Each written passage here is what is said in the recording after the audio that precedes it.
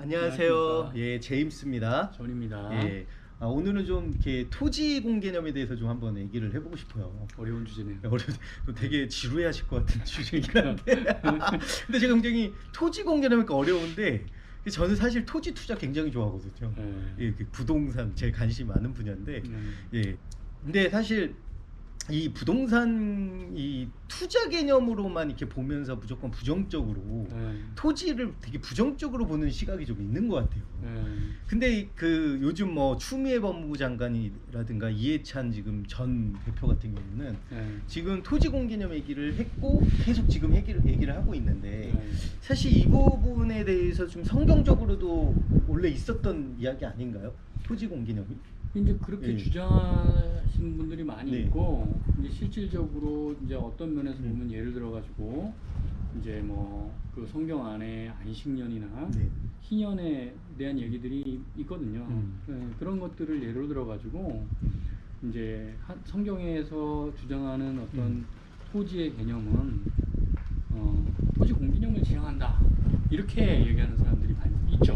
근데 그게 사실 공개념을 지향한다기보다는 성경에서는 사실 그거를 좀 가난한 자와 고아와 가부 이런 사람들에게 돌려줘야 된다라는 좀 약간 그런 개념이 있고, 혼자서 너무 거기서 얻는 이익을 다 먹지 말고 좀 나눠서 좀 해라 이런 개념이지 토지를 소유하지 말라는 개념은 아니잖아요. 예, 그렇죠. 근데 사실 저희가 봤을 때는 목사님들이나 전사님들도 그 교회 땅값 오르면 그렇게 좋아하시더라고요.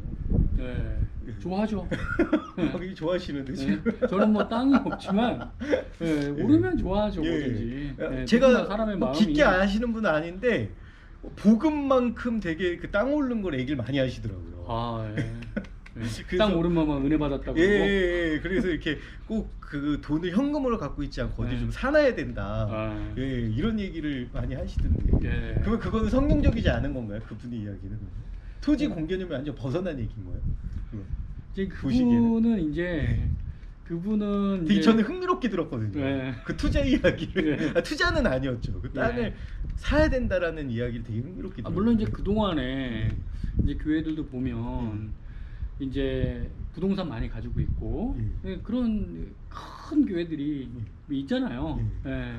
그런 걸 봐요. 강림교회 막 이런 데는 뭐 이제 교회라고 해가지고 이야기해도 되나요? 잠깐만 내가 또 고소 들어오는 거 아니에요? 고소 들어올 수도 있어. 되게 무서워. 강림교회 우리 그런 적이 없는데. 아니 저 강림교회가 아니 거기 좀 제 땡땡으로 처리하겠습니다. 뭐 거기뿐만 아니니까. 사실은 뭐 그렇게 투자라고 말은 안 하죠.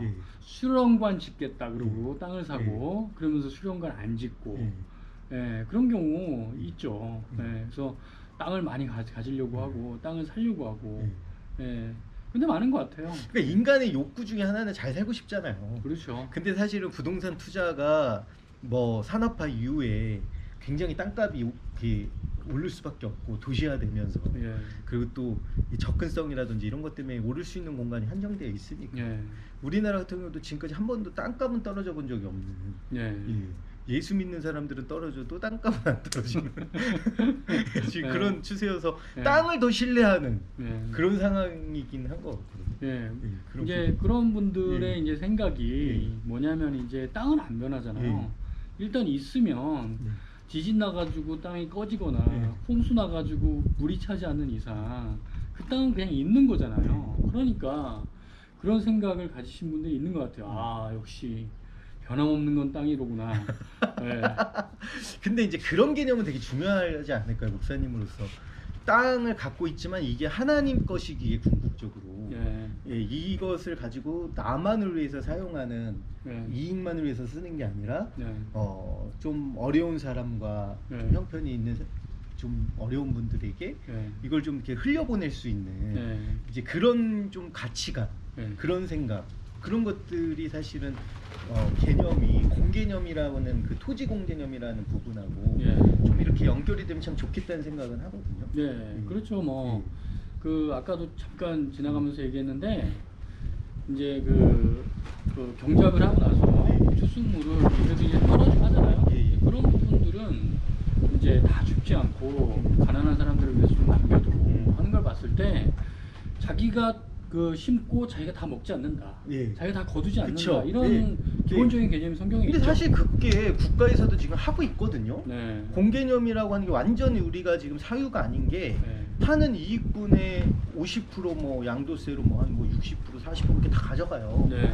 근데 이제 그걸 국가 세금으로 다 가져가고 일반 사람들한테는 그게 이제 뭐 다른 형식으로는 혜택이 나타나긴 하겠지만 네. 실질적으로 저 사람 땅값 오른 게 나하고는 상관이 없게 느껴지기 때문에 네. 예, 이게 누구는 너무 많은 돈을 막대하게 벌고 네. 누구는 못 벌고 하는 개념으로 하기 때문에 이게 너무 부정적으로 보이는 부분이지 네. 사실은 어느 정도 이렇게 흘려보내고 있다라고 하는 거는 저는 지금 현실에서도 하고 있다라고 보거든요. 네. 그런 개념을. 그러니까 세금을 네. 내고 그 네. 세금을 이제 국가가 걷어가지고 그걸로 이제 다양하게 쓰잖아요. 네.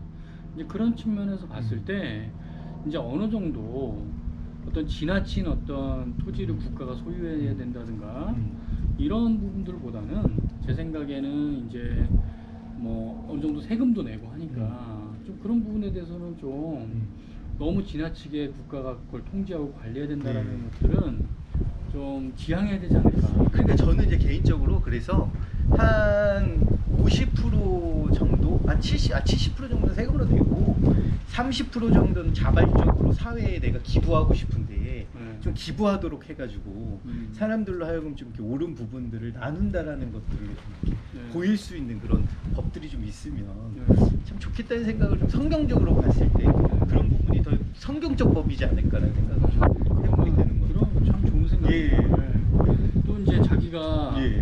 국가가 다 알지 못하는 예. 개인적으로 아는 예. 가난하고 좀 안 된 사람들이 있을 수 있으니까 네. 그 사람들한테 예. 자기가 얻은 수익물을 좀 나눠주는 예.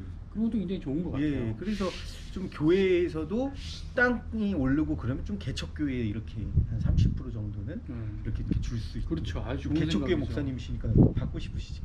맞죠. 감사히 받겠습니다. 주십시오. 예. 아, 오늘 또 토지공개념 이야기를 해봤는데 다음엔 또 다른 이슈를 가지고 예. 또 찾아뵙도록 하겠습니다. 예, 그러시죠. 네, 감사합니다. 감사합니다.